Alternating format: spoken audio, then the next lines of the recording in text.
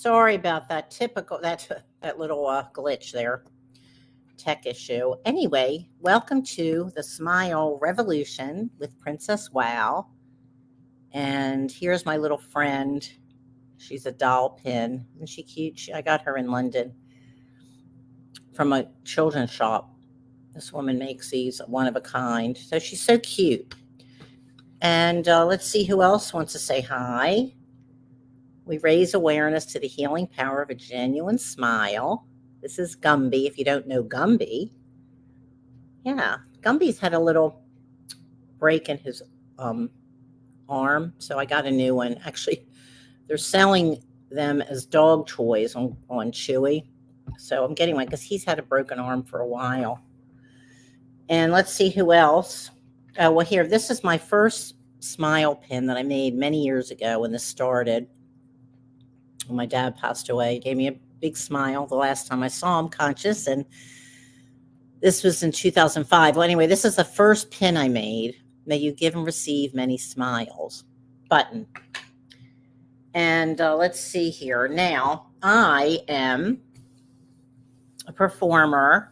I do one-person shows. I've been doing this interview show for, I don't know, the last year and a half or two online, starting in the pandemic. But I had a radio show years ago. If you've never watched my show, I had a radio show in Kingston, New York, the Smile Revolution show.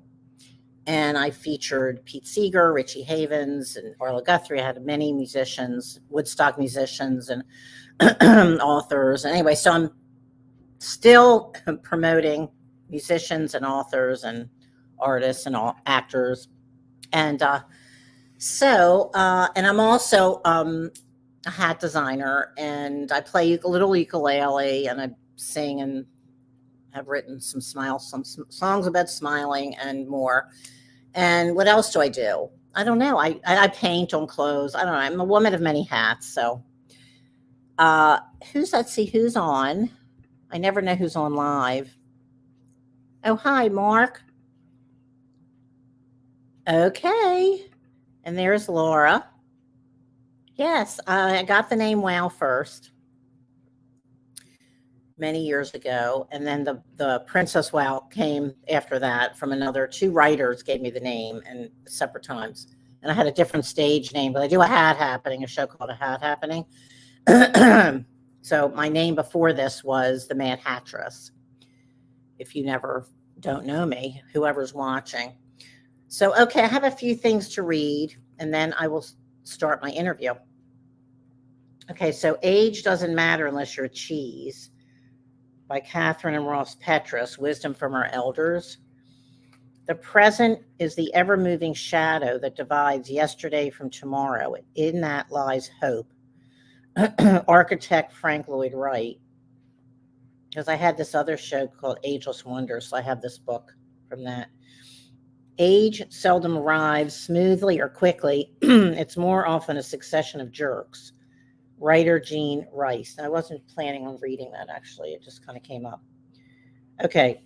Well, I'm going to go over to the next book. Okay. 365 Ways to Give Thanks. Brenda Shoshana. Thanksgiving. Find someone who has no place to go for Thanksgiving and invite them to your holiday meal. Families are so mobile and disparate these days that many people are left alone on Thanksgiving Day. Take some time to ask your neighbors and friends if they have a place to go for Thanksgiving dinner. If they do, make a few phone calls and ask others if they know someone who will be alone. Take the trouble to call up that person and include them at your Thanksgiving table. A meal prepared only for oneself and family never fills or nourishes as completely as a meal shared with someone in need. Now, I actually did that. A friend of mine was going to be alone, and I invited her where I'm going for Thanksgiving. She's a good friend. And then The World According to Mr. Rogers, important things to remember. Okay, let's see. Often when you think you're at the end of something, you're at the beginning of something else. I've felt that many times. My hope for all of us is that the miles we go before we sleep will be filled with all the feelings that come from deep caring, delight, sadness, joy, wisdom, and that in all the endings of our life, we will be able to see the new beginnings. And then, let's see. The thing I remember best about successful people I've met all through the years is their obvious delight in what they're doing. And it seems to have very little to do with worldly success. They just love what they're doing, and they love it in front of others. Okay, so next we have, well, let's see, Gumby Jr. and Pokey wanted to say hi. And what else? I have a little frog here on my little toys. Anyway, okay, so now to my interview. Okay, so this is the book, and it's called My Greenwich Village, Dave, Bob, and Me by Terri Thal. And let's see, a rare eyewitness account from a funny, feisty, independent-minded woman who was Dylan's first manager, from the foreword by Elizabeth Thompson. And Tom Paxton said, no one was closer to all of it in Greenwich Village than Terri Thal. And Richard Barone said, a fabulous glimpse into an era of music and politics that changed everything. Just as fascinating as Terri Thal's remarkable role as manager, muse, and confidant to legendary musicians. And let's see what else it says here. This is the personal story of the world of folk music in the 1960s New York by a woman who, although not a musician, was an intrinsic part of the scene. Terri Thal describes Greenwich Village as a community that was supportive, musically exciting, and one in which people had fun. Few people know that she was Bob Dylan's first manager prior to his contacts with Albert Grossman and Columbia Records. So I'm not going to say too much because we're going to hear about this. This is only part one, and Fast Freddy is on here. Hi, hello. Oh, you like Pokey too? Yeah. Oh, Laura said, great quote about new beginnings. Yeah. So anyway, so here we go. This is part one. This is a short part one of my interview with Terri Thal. Okay, and next week, the 14th on Tuesday, is part two. Okay, so here we go.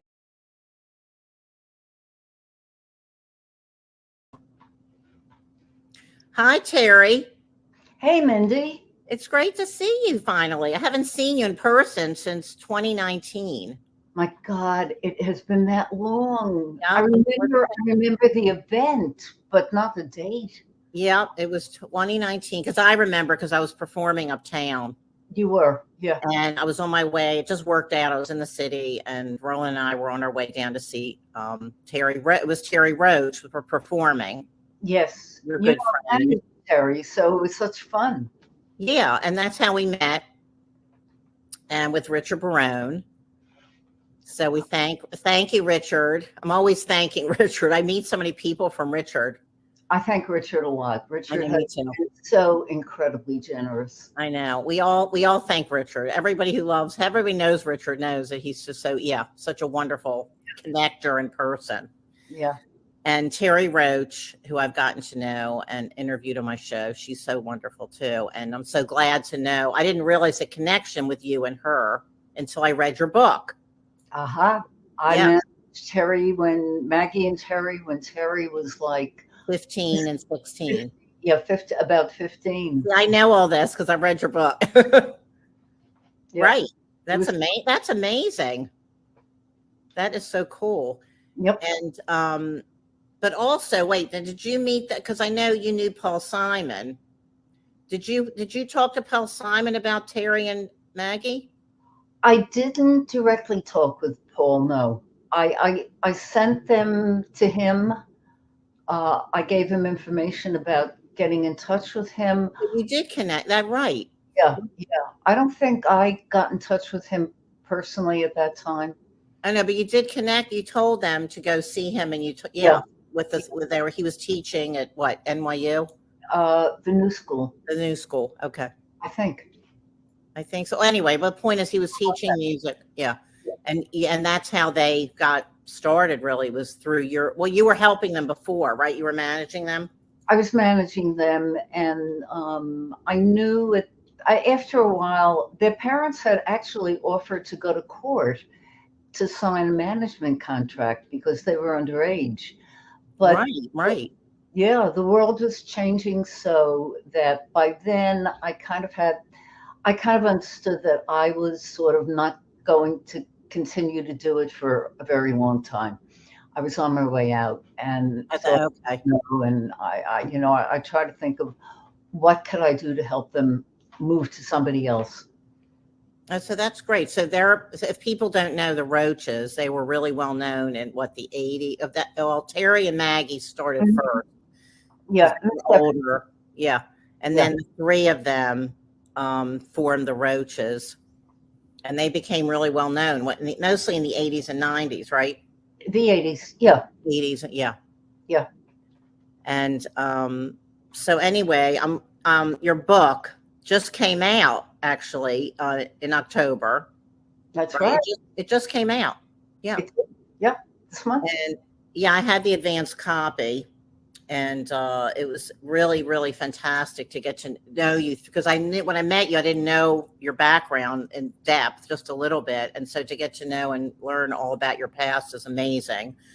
And so a lot of people don't know that you were Bob Dylan's first manager. For a while, for several months. Yeah, we were very good friends, and shortly after Bob came to New York, we met, and he and Dave Van Ronk, who was then my husband, and I was his manager too. Right. He was the first person I managed.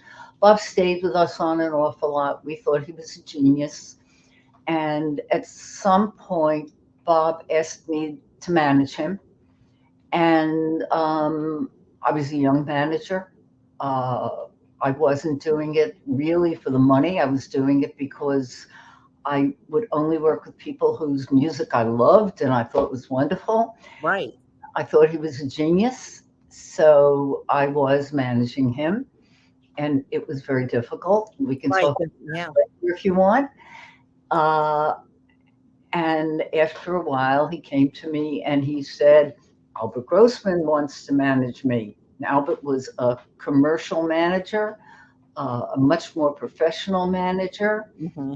And I said, are you going to do that? And he said, oh, I signed a contract with him already. Right. Yeah. So, okay. Right. Yeah. Yeah. So after that, though, I mean, because you were really good friends too. So after that, We stayed friends. you We stayed in remained touch. friends for a long time. Oh, you did? Yeah. Yeah.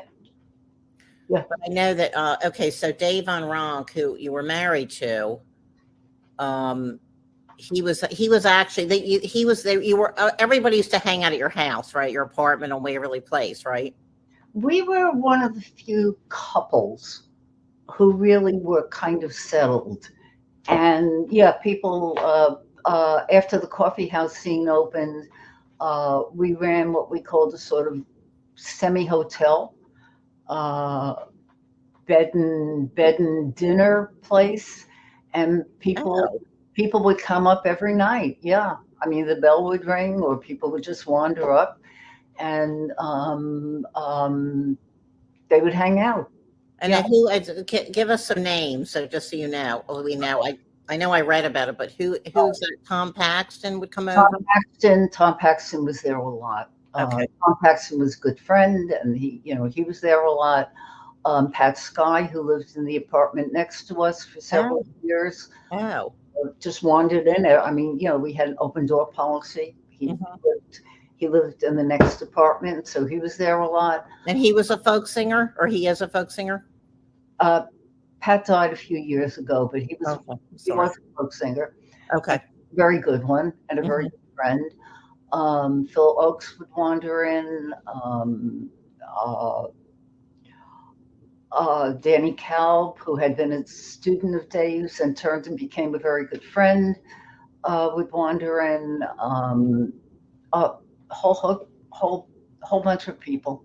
And what era was like? When was that? Mid '60s or? It's starting in about 1961, Oh, about 61. okay. So it was all like basically through the '60s, Yeah, through I would say through the mid '60s. mid 60s. By about 1966, people weren't hanging around as much in New York. I People didn't know this. I think I didn't know this. really, No, I didn't realize that. well, there was the heavy coffee house scene in New York Uh huh. before 1961, maybe. There was no money to be made in New York. There was no place for a young folk singer to work. People like Pete Seeger, even Cynthia Gooding, were able to work some of the clubs and do some concerts. But if you were a young folk singer, Okay. you starved. Uh, Okay. there were literally not one place where you could go be heard. Okay. And when the coffee houses on McDougal Street started to open, uh, people flocked to them, and suddenly the village became a mecca for young folk singers. And that was mid '60s That was or in early the '60s. early 60s. Okay. Oh wow. And for a while, there were coffee houses in New York, and but there was no place for New York folk singers to work outside of New York. So New York folk singers all hung around New York. Okay. And they congregated in a few places. They hung out in the Folklore Center on McDougal Street, which was a little store run by Izzy Young, who was probably the worst businessman the world has ever seen. He ran Okay. a wonderful little store where you could go and buy finger picks or guitars or whatever and find out who was hanging But out. he connected everybody. He connected Yeah. everybody. Right. Yeah, that Mhm. was the place. Right. Uh, uh, Except, of course, the owner could have starved. And people hung out in my apartment. People hung out in Alan Block's sandal shop, which isn't that well known. Alan Block, there were two sandal shops in New York. Alan Block made the less commercial looking sandals, and everybody wanted Alan Block sandals, Oh wow. desperately wanted Alan Block Okay. sandals. Okay. Oh, that's interesting. Yeah, I remember how thrilled I was when I could afford to have a pair because they were custom made. Yeah, they were expensive, I'm sure, if they were custom sandals. That Yeah. time. But Yeah, everybody wanted them. yep. And they lasted 20 years. Wow. And Oh, they that's were so wonderful. cool. And a lot of the country folk singers, the people who did old timey music, hung out in Alan's shop. Okay. And his daughter, Rory Block, is now a very well known and honored blues singer. Yeah, I've And heard of very, her. very I've good. heard of her. Oh, that's interesting. Yeah. So that was another hangout. So a lot of the people hung out in my apartment at night. Was Richie Havens there yet? Richie I think came he came on later, right? a little later. Yeah, Later, like yeah, late '60s, right? mid 60s, late 60s. Oh, he did. Yeah. Okay. Yeah, yeah, yeah. And he worked. It was kind of interesting because when the clubs opened, there was sort of a roster of clubs. You could walk down village streets and on McDougal Street, which is the sort of the major coffee house street Mm-hmm. village. There was the Gaslight, which Right. opened. It had opened as a place for poets to read poetry, Mm-hmm. and they had to be very quiet because you could hear noise upstairs. Huh. And then the owner started to bring in folk singers because he wanted the audience to leave because these the coffee houses originally were what what were known and still are known, I guess, as basket houses, Right. which meant that when somebody did something, a poet went on or a folk Mhm. went on, either the person who was performing or a waitress, and there were no waiters at that time. Everybody only hired women. Okay. Waitress would pass, literally would go through the audience and pass a basket, and people would put in money. And at the end of the evening, the money would be divided up among all the performers. Oh. And the Gaslight Cafe was the first coffee house to pay a salary. It stopped doing the basket, passing a basket. Oh. Uh-huh. Performers actually got paid a salary. Well, Um, that's great. Oh, wow. yeah. So the basket houses wanted the audience to leave because they wanted a new audience to come in so that the new audience would pay again when the basket was passed. Oh, wow. Huh. Uh, so the folk singers were brought in to turn over the audience. The theory being that the audience was coming to hear the poets and it would leave when the folk singers came on. Well, Huh. it didn't happen. What happened was the audience would stay because it wanted to hear the folk singers. So after a while, the coffee house owner got rid of the poets and hired only folk singers Oh, wow. That's interesting. and started to pay them a salary. But didn't they also, I thought I read they also had comedians. There were some comedians, Bill Cosby Okay. in The Gaslight, and he Uh-huh. was very, very funny. Noel Stukey, who was very, very funny. Mm-hmm. Later, Flip Wilson in the bitter end around the corner, uh, which was considered a slightly more commercial place. Okay. Uh-huh. It's sort of hard to explain the difference, but there was, there was a difference. Um, so yeah, Well, that's really neat. Okay, so I want to show this is the book. I just got it. And there's you, Bob Dylan, and Dave Van Ronk. And tell me the story again about what were you were doing. You're on your way to breakfast. that There's is, a whole story. I know. yeah, I didn't know there was a whole story about that picture until a few years ago. Okay. In 1962 or three, I forget, a photographer named Jim Marshall, who became a very, very well-known photographer of rock musicians. Uh-huh. I guess Jim was sort of just getting started at that point, and he was apparently hired to do a photo shoot of Bob or Bob and Susie or something. Okay.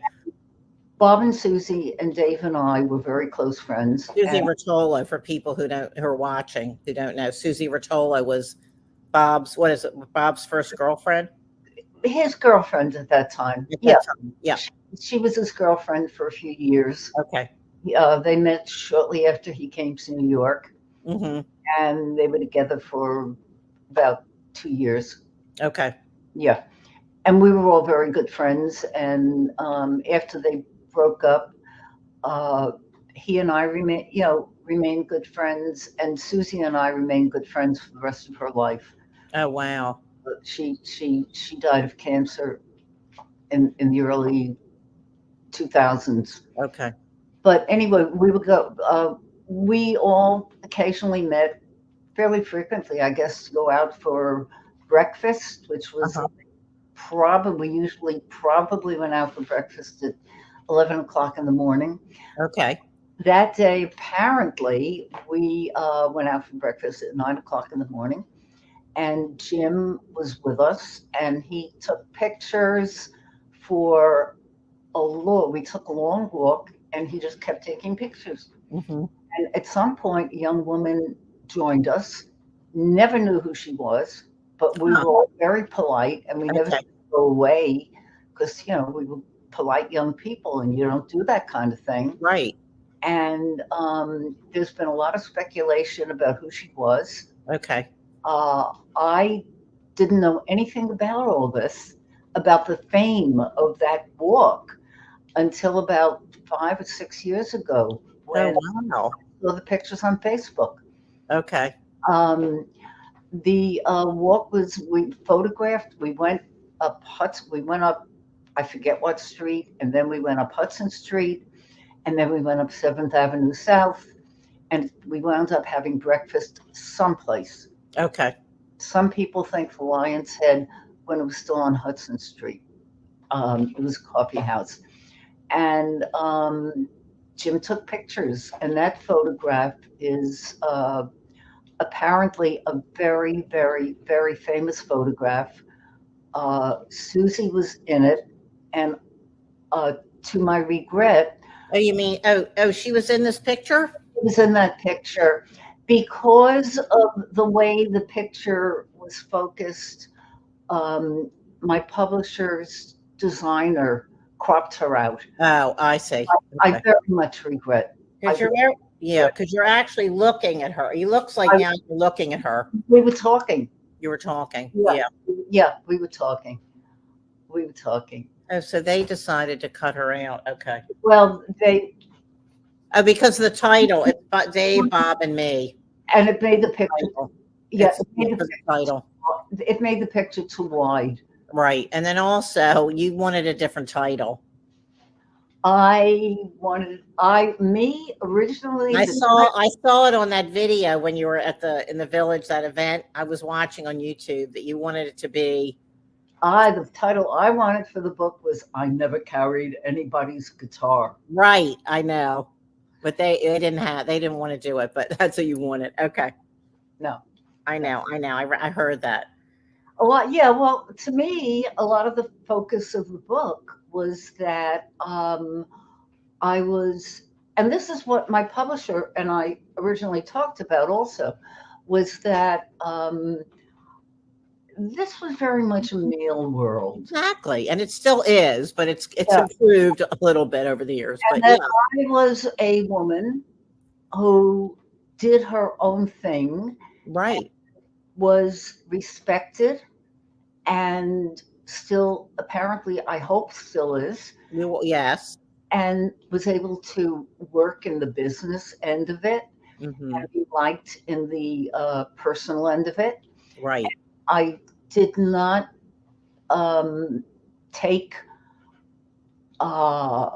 insults, and there weren't any. Mm-hmm. I mean, that didn't exist. But most women were very, very quiet. Okay. And didn't come forward.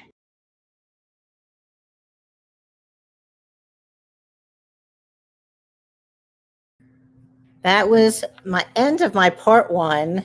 Stay tuned. If you enjoyed that, next week, the 14th at 8 o'clock Eastern time, November 14th on Tuesday, will be part two, and it'll be longer next week, a little bit longer than this one was. So next week, hope you can tune in again, and this will be on replay, whoever couldn't see it live. And thanks for joining, and keep smiling, keep sweet, and join the Smile Revolution. And here I go with my credits.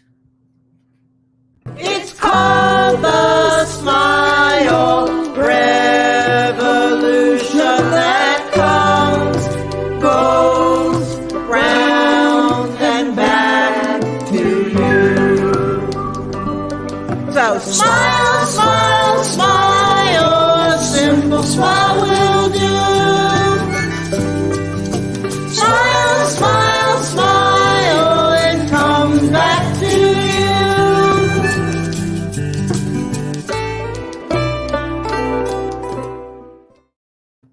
Bye.